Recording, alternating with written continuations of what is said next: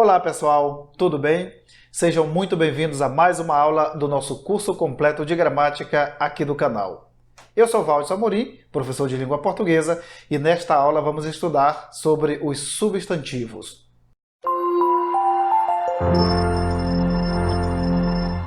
Pessoal, o estudo dos substantivos nós vamos dividir em duas partes. Nesta primeira aula vamos estudar sobre a classificação dos substantivos e numa próxima aula estudaremos sobre as flexões do substantivo. Antes, porém, se você ainda não é inscrito aqui no nosso canal, aproveite para se inscrever agora. Aqui no YouTube, como eu sempre falo, a inscrição é gratuita. Basta clicar e pronto.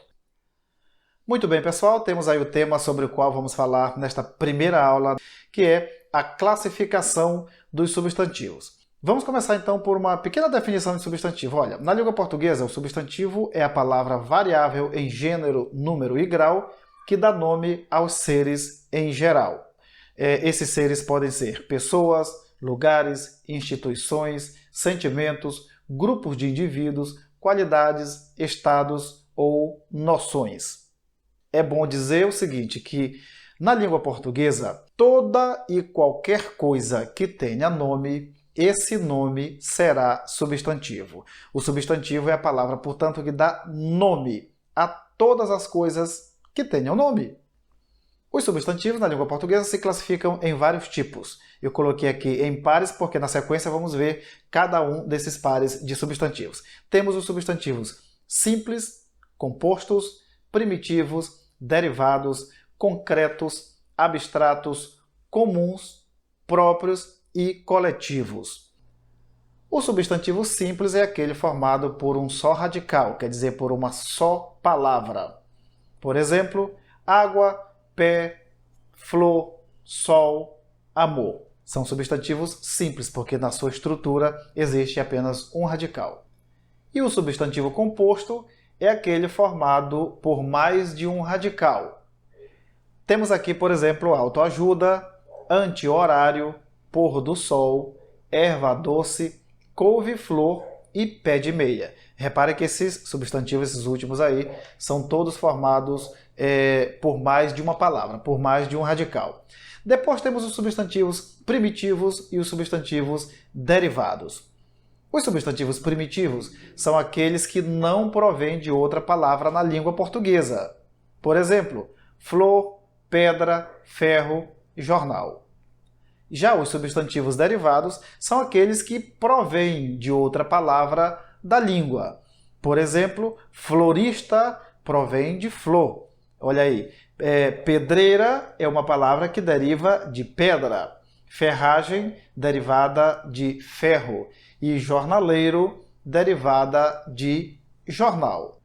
Próximo par de substantivos, os substantivos concretos e abstratos. Pessoal, aqui eu preciso fazer um pequeno comentário, uma observação rápida. Esses dois tipos de substantivos que aparecem aí na tela, substantivo concreto e substantivo abstrato, são os substantivos sobre os quais as pessoas costumam ter mais dúvidas. É muito comum a gente ouvir das pessoas, quando elas se referem a substantivos concretos e abstratos, dizerem que substantivo concreto é aquele que você pode tocar, você pode pegar, e substantivo abstrato, aquele que você não pode tocar, quer dizer, aqueles substantivos com os quais você não pode ter um contato físico. Essa concepção de substantivo concreto e abstrato, que é um pouco antiga, ela leva as pessoas a cometer equívocos assim bem consideráveis. Porque para que o substantivo seja concreto ou abstrato, nada tem a ver o fato de você poder pegá-lo ou não. O que é um substantivo concreto? Como é que a gente define um substantivo concreto na língua portuguesa? Substantivos concretos são aqueles que dão nomes a seres de existência independente, reais ou imaginários. Tenha em consideração essa informação, porque ela é muito importante. É aí que reside aquelas confusões que as pessoas costumam fazer em torno da definição de substantivo concreto e substantivo abstrato. Olha, os substantivos concretos são aqueles substantivos que existem por si só. Aqueles que têm existência própria, aqueles que têm, digamos, vida própria. Existem por si só ou se apresentam à nossa mente como se existissem. Vamos ver aqui alguns exemplos. Temos aí, ó, armário, homem, cidade, Deus, Brasil, vento, sofá e fada. Repare que eu coloquei aí 3 substantivos em cor amarela, justamente porque esses 3 fazem parte de um grupo de substantivos que as pessoas costumam se confundir à hora de classificá-lo como concreto ou abstrato. Olha, Deus é substantivo concreto, embora você não possa tocá-lo fisicamente. E aí reside aquela dúvida, aquela confusão que as pessoas costumam fazer em torno da definição, que as pessoas dizem, substantivo concreto é o que eu posso tocar e abstrato é o que eu não posso tocar. Isso nada tem a ver com a definição de substantivo, porque o que caracteriza um substantivo como concreto é o fato de ele ter existência independente. Independente de quem? Independente de outro ser. Por exemplo, a palavra Deus é substantivo, porque nomeia um ser cuja existência não depende nem de mim, nem de você, nem de ninguém e nem de nada. Esse fato é o que faz com que o substantivo Deus seja classificado como substantivo concreto. Veja, o vento, você pode tocar o vento, você sente o vento, a gente sente o vento, mas tocá-lo, ter um contato físico com o vento é muito complicado, é difícil. No entanto, o vento existe, independentemente de se você pode tocá-lo ou não. Ele não depende de outro ser para existir. Fada. Você já viu alguma fada por aí? Já tocou em uma fada? Não, mas a fada é um ser que tem uma existência própria e independente. Não depende nem de ninguém nem de nada para existir. Bom, se você tem aí um determinado substantivo que representa um ser real ou imaginário, sobre o qual você consegue fazer uma imagem mental, esse substantivo é concreto, porque você, mesmo não podendo tocar no ser que ele representa, você consegue fazer uma imagem. Por exemplo, olha, o Saci Pererê. Você já viu um Saci Pererê? Já tocou um Saci Pererê? Não, mas como é a figura de um Saci Pererê? O Saci Pererê, na cultura brasileira, é um ser que tem, por exemplo, apenas uma perna, ele pula numa perna só. A gente consegue fazer essa imagem do Saci Pererê. Isso faz com que Saci Pererê seja considerado, seja classificado como um substantivo concreto. Vamos ver agora os substantivos abstratos. Olha, quando a gente explicar os substantivos abstratos, certamente vai melhorar o seu entendimento, a sua compreensão sobre os substantivos concretos, porque esta explicação dos abstratos complementa o que nós acabamos de dizer sobre os substantivos concretos. Os substantivos abstratos são aqueles que dão nomes a estados, qualidades, sentimentos ou ações verbais. Os substantivos abstratos, diferentemente dos substantivos concretos, não possuem existência própria. Sempre se apoiam em algo ou em alguém para serem percebidos, quer dizer, para existir, o substantivo abstrato sempre precisa de um outro ser. Vamos ver aqui alguns exemplos. Olha, temos aí tristeza e estudo. Tristeza é uma palavra que nomeia algo, portanto, é um substantivo. Tristeza tem existência independente de qualquer outro ser? Não. Tristeza, para existir, é necessário que alguém fique triste, que alguém sinta essa tristeza, que alguém produza essa tristeza. O substantivo abstrato ele se caracteriza justamente por essa particularidade. Para que ele exista, outro ser deve produzi-lo. E ele existe apenas no momento em que é produzido. A tristeza, por exemplo. Se uma pessoa está triste, existe ali a tristeza. A pessoa deixou de estar triste, a tristeza desaparece. Essa é uma das características do substantivo abstrato. Estudo. Enquanto uma pessoa estuda, existe o estudo. A pessoa parou de estudar, desapareceu o estudo. Vamos ver aqui mais 2 exemplos. O substantivo beijo, ele é abstrato porque sua existência depende da existência de outro ser. E ele existe apenas enquanto a pessoa beija. Luta. Só existe luta enquanto duas ou mais pessoas lutam. Pararam de lutar, acabou a luta. Vamos ver aqui mais uns. Olha, raiva. A raiva só existe se alguém fica com raiva. Paixão só existe se alguém sentir essa paixão, se alguém produzir esse sentimento. Corrida, enquanto alguém corre, a corrida existe.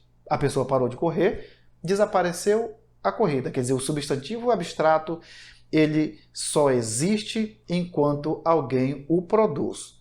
A existência do substantivo abstrato, ela é dependente da existência de um outro ser. Olha, esse último aí é a palavra toque. Substantivo abstrato, porque enquanto eu toco em alguma coisa, eu pego esta caneta e toco nela.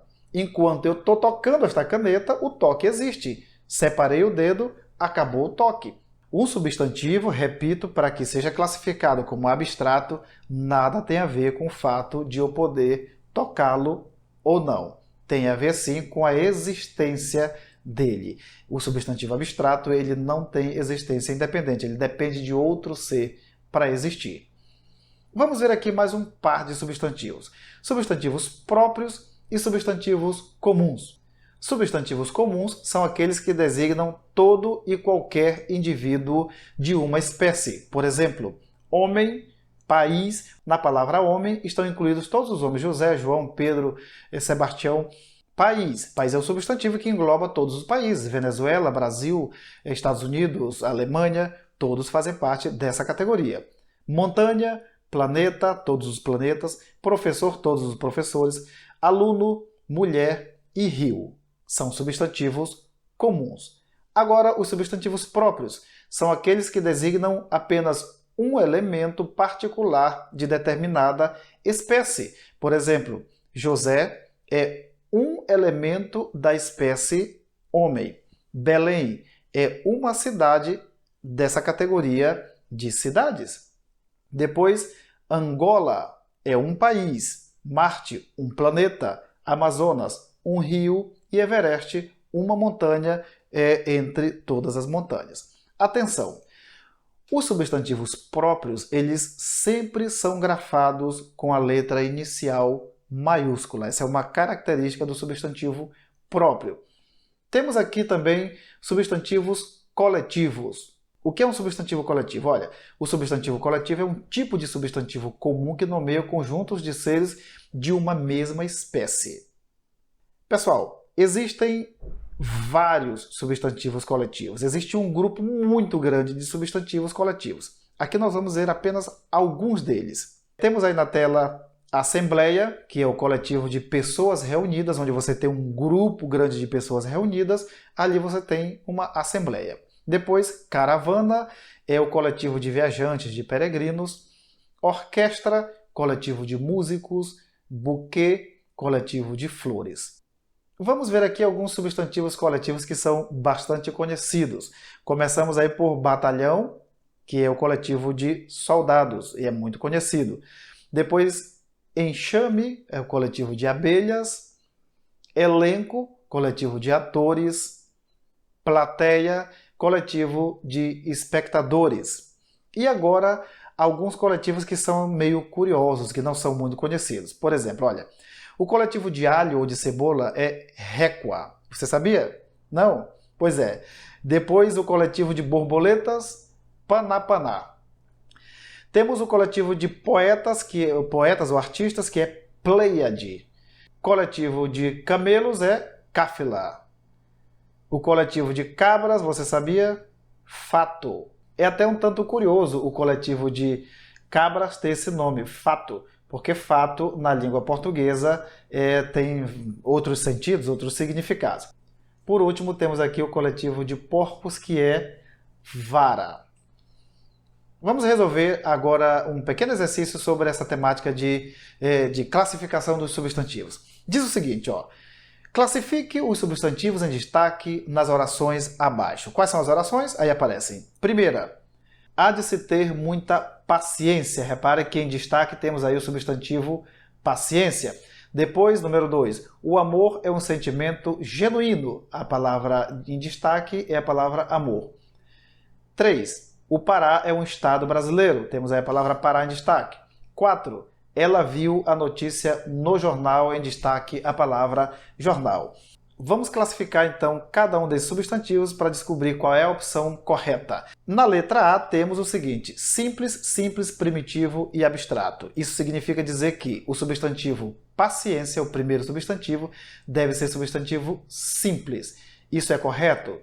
Sim, o substantivo paciência é um substantivo simples. Depois temos aí amor, número 2. É simples? Amor é um substantivo simples. Depois temos substantivo parar, segundo aqui a alternativa A, diz que é um substantivo primitivo.